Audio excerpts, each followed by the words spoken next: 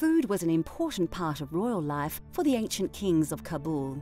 Chefs were commissioned from all over their empire, and they are credited with blending the influences of the Middle East and Central Asia to form a unique cuisine that emphasizes well-balanced tastes. Their food is well seasoned, but not too spicy or bland. To this day, food continues to play a central role in the lives of Afghans, and this is reflected in their love of food, variety of produce, and generosity. Welcome to the mysterious and exotic cultural flavours of Afghanistan.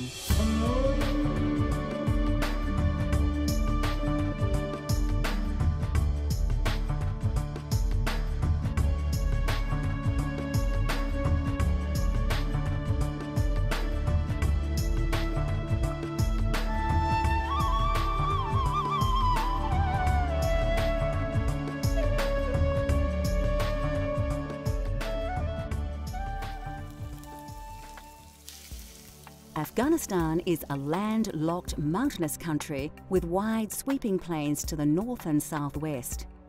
It is bordered by Pakistan to the south and east, Iran to the west, Uzbekistan to the north, and China in the far northeast. The country features a very wide range of terrains, and as a result, Afghans are able to grow many different varieties of crops, vegetables, and other produce. The variety is reflected in the way that food greatly differs from region to region. Since ancient times, Afghanistan has been considered an important region for trade. The region was located strategically along the Silk Road, which brought many traders from all over the known world. With these merchants came many food influences, all of which have played their part in defining Afghanistan culinary culture today. The trade routes also brought invading armies, hungry for conquest, and throughout its rich history, the region has been the focal point of many conflicts between numerous civilizations. The food of Afghanistan is a fusion of influences from the Middle East and Central Asia, and it pays homage to the country's rich but turbulent history. برای افغان‌ها غذا بسیار مهم است به خاطر که افغان‌ها مردم بسیار مهمان نواز هستند و می‌خواهند که بهترین چیز به مهمان خود تهیه بکنند و وقتی که غذای خوب به مهمان خود میمانند فکر میکنند که بهترین مهمان نوازی را کردند و همچنان ما مراسم مختلف داریم که در اوقات مختلفی رو برگزار میکنیم و میخواهیم که مثلا فامیل یک جای شوه یک جای بشینیم در دور یک دسترخوان نان بخوریم و از لذت ببریم و اینمو مسئله است که در اینجا ما میخواهیم بهترین غذا را برای مهمان خود یا با فامیل خود تهیه کنیم و با هم یک جای صرف کنیم و از لذت ببریم.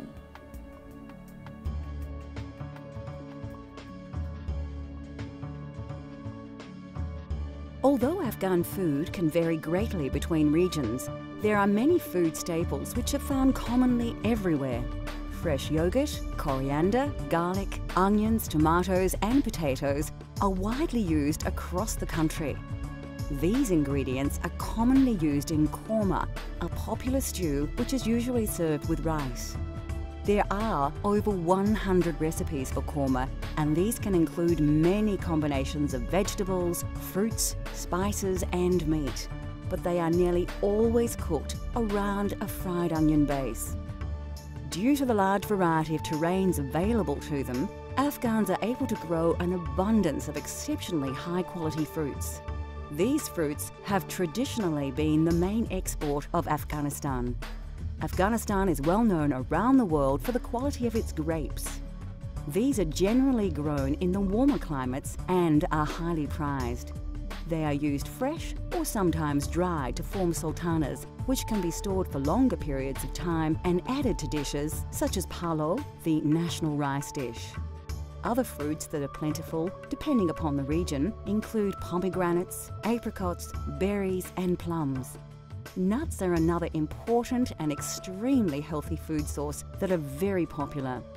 Dried nuts and seeds, such as walnuts, pistachios, almonds and pine nuts are plentiful across the country and commonly added to many traditional dishes. With its location along the Silk Road, it's no surprise that the cuisine of Afghanistan makes good use of the herbs and spices. Cardamom and black pepper were introduced from India, while mint, coriander and other spices came from Europe and China. Fruits and vegetables, fresh and dried, are an important part of the Afghan diet, especially in the rural areas. They are cooked and served as accompaniments, relishes, appetizers and main courses.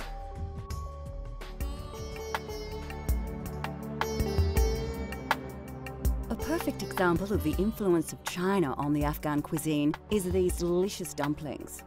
In Afghanistan, pasta, or kamibob as it is known, is only used for these tasty parcels of meat or leek.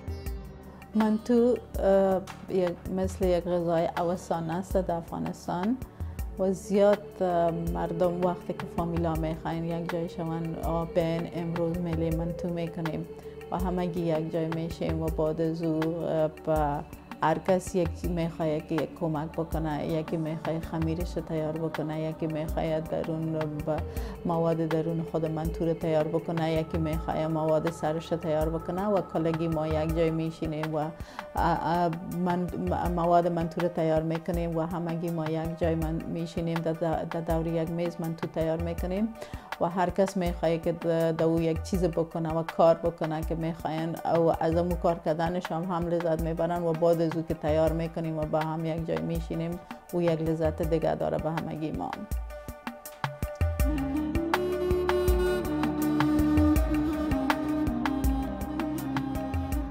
For this dish, you will need some wonton wrappers. You could make them yourself, but they are inexpensive and available from most Asian grocers. You will also need a range of fresh vegetables and spices, and some natural yogurt for the final presentation.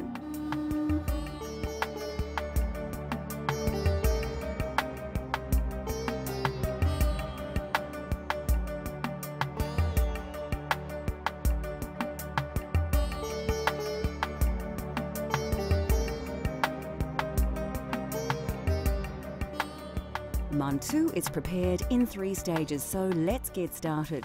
First, coarsely chop your onions. Don't be too fussy as they will be put in the blender. Peel and chop your carrot the same way. Put just over half your onions into the blender and chop them fairly finely, then put them aside. Take the remainder of the carrot and onion and blend that also into a coarse vegetable mince. Now it's time to heat up your pot. Add a splash of oil and wait for it to heat up. When hot, place your mince and garlic and start the process of browning the meat. The garlic will start to add flavours right away. When the meat has changed colour, add the onions and cook them through. You can also season with salt. While it's cooking, you can add the ground coriander seeds. When the onions begin to clarify, you can add the remainder of the onions and carrots and season with black pepper. Stir it through and let it cook, but not for too long. Place a colander in your sink or a large pot and pour in the cooked filling to drain off the excess moisture. You then need to put it aside to cool. Now you will need to create the sauce for the dumplings. Firstly, chop the onions finely for frying. Peel and chop your carrots ready for the stock. Wash and peel your potatoes and chop them into small cubes. Slice the tomato into small pieces and peel and chop the garlic. You don't need to mince it, the flavour will release from the slices. Place the pan on the heat and add some oil. Be quite liberal with the oil, about 2/3 of a cup. Again, wait for it to heat up before placing your onions and garlic into the pan to brown.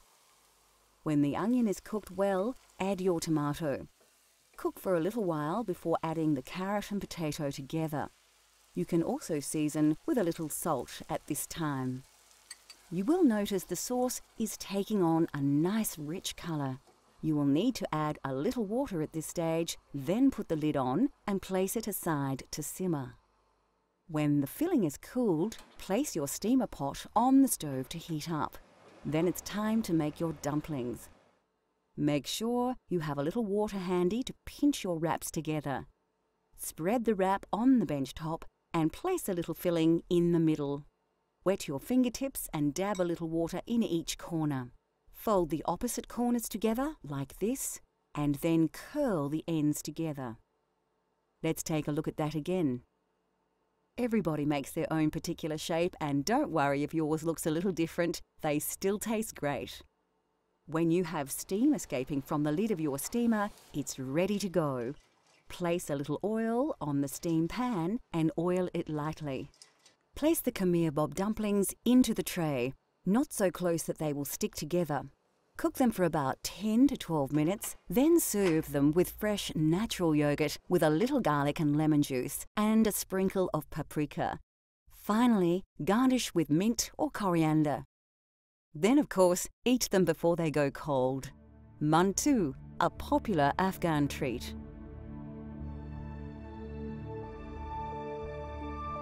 Coming up on Cultural Flavours, a famous rice recipe that has been a family secret and delicious mouth-watering meatballs.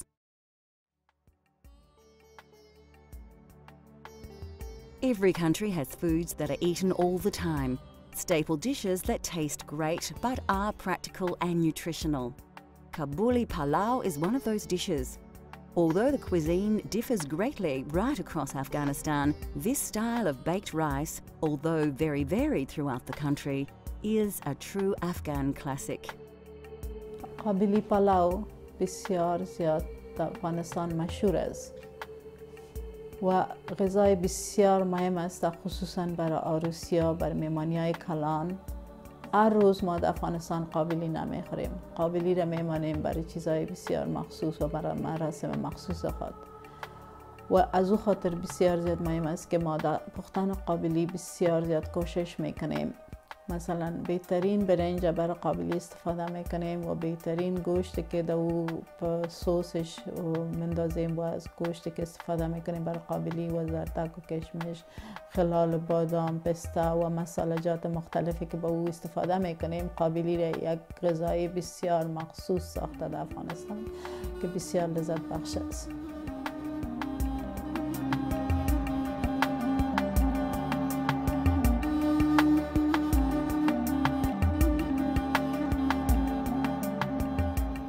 For this dish, you'll need some chicken pieces and a range of fresh vegetables.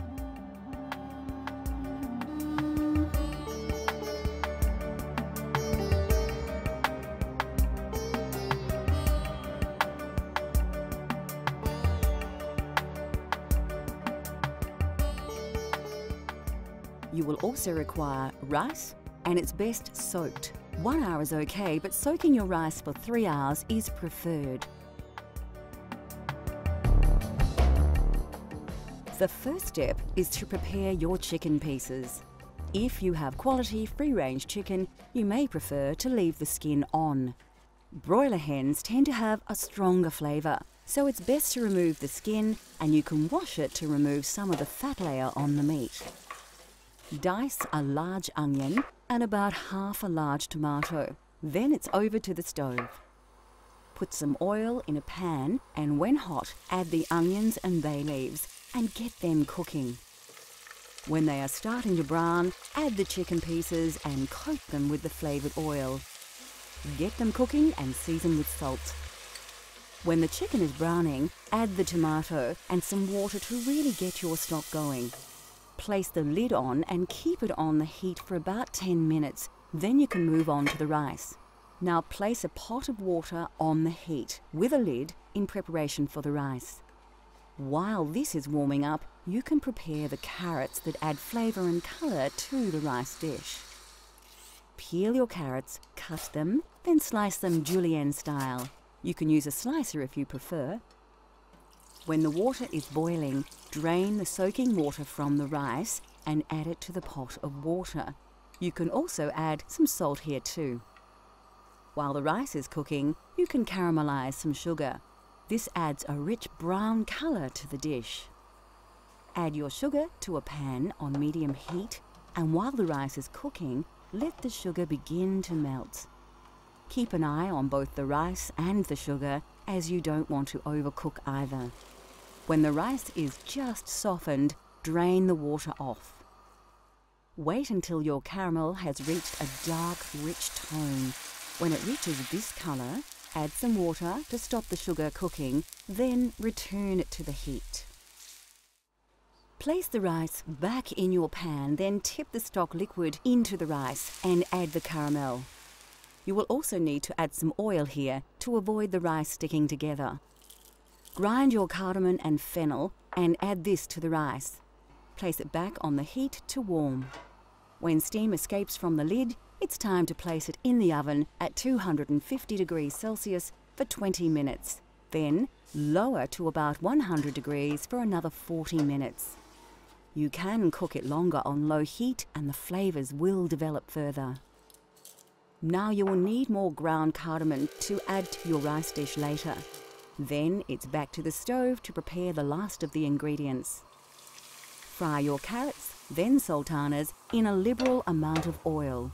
Place an aligned colander to drain and add your pistachios, almonds and the ground cardamom. Then mix well. When the rice is baked, spoon it onto a large plate. Then put the chicken from the stock on top, then cover with more rice before decorating with the carrots, sultanas and nuts. Now you have a delicious, authentic Afghan Kabuli Palaw.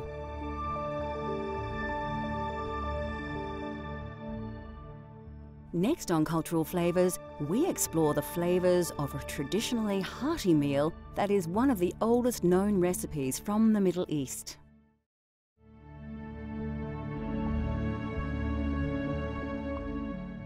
Of all the food staples in the Afghan diet, rice is considered by all to be the most important, and this is reflected by the huge variety of dishes featuring this basic ingredient.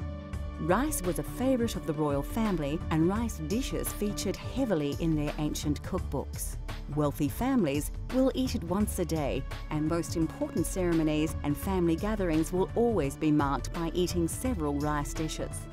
Chalao is a simple yet tasty way to prepare rice, featuring a long grain rice such as basmati, which is parboiled, drained and then baked in an oven with some oil, butter and salt. Yet by far the most popular form of rice dish is palau, the national dish of Afghanistan. Prepared in a similar way to chalao and then blended with meat, stock or korma to produce a hugely satisfying dish that is rich in colour, flavour and aroma. There are numerous pilau recipes, each combining several unique vegetables, herbs and spices to produce exotic rice dishes full of Eastern promise. The popularity of these rice dishes can be contributed to the fact that they can be shared by large groups of people, and this reflects the importance of eating together in Afghan community. Bread is another staple that is commonly eaten throughout the region. More famous for being eaten in neighbouring India, naan is also consumed widely across Afghanistan. Obinon is a round and very thick bread usually made with white flour. Other breads include the lavash, a very thin, flat bread that is usually used as plating for some meat dishes and many stews. Breads are commonly eaten with tasty accompaniments such as torshi, made with various pickled fruits and vegetables mixed with vinegar and spices, or chutney, a pepper sauce of vinegar, coriander, chili and tomato paste. With Afghanistan playing host to so many cultures during its rich history, it comes as no surprise that we find that pasta is another popular dish across the country. These native dishes are immensely popular, but due to their lengthy preparation, they are usually reserved for special occasions. Pasta dumplings come in two varieties. Mantu is generally filled with onion and beef, while ashak contains leeks. The dumplings are then steamed and topped with a yogurt-based sauce. These dishes are delicious and very original to the region.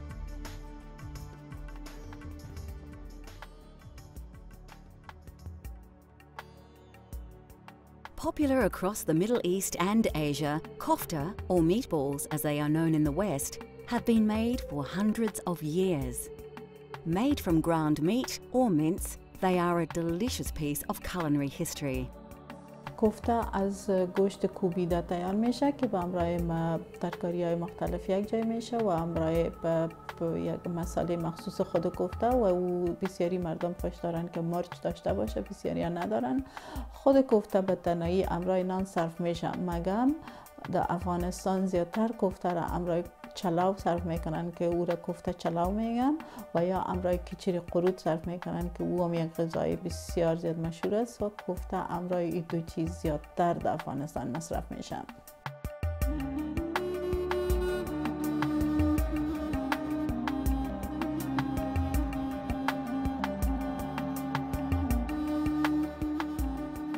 Today we will show you how to prepare a traditional kofta using a combination minced lamb and goat. Alternatively, simply substitute these with a good quality minced beef if you prefer.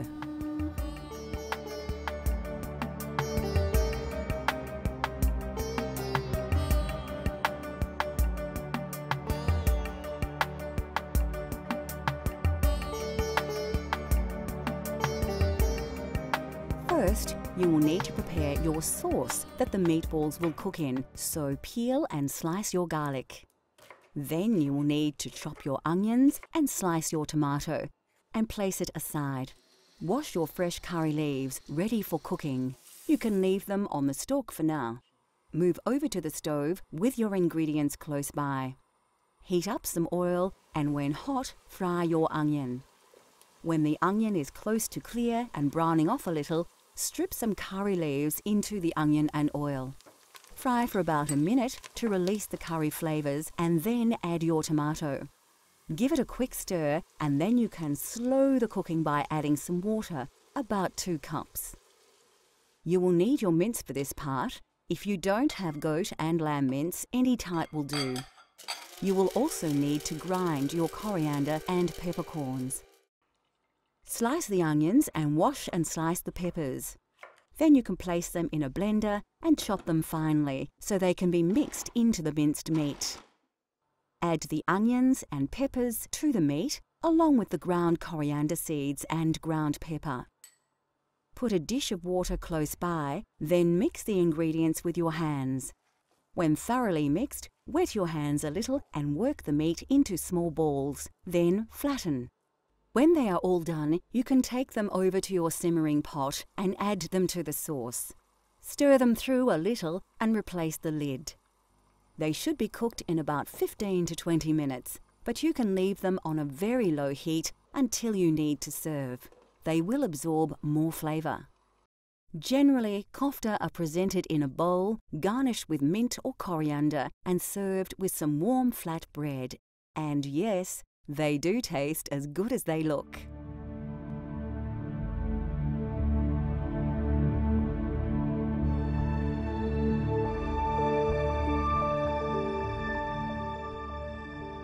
With a culinary past more colourful than most countries, the food of Afghanistan is surprising and varied. Each region of the country has its own flavours, styles and favourites. And we have only scratched the surface of a cuisine that most food lovers have probably not even considered experiencing. Cultural Flavours continues to explore the world through the diversity of food. Join us next time as we take you on another gastronomic journey so you can experience the tastes of the globe at home.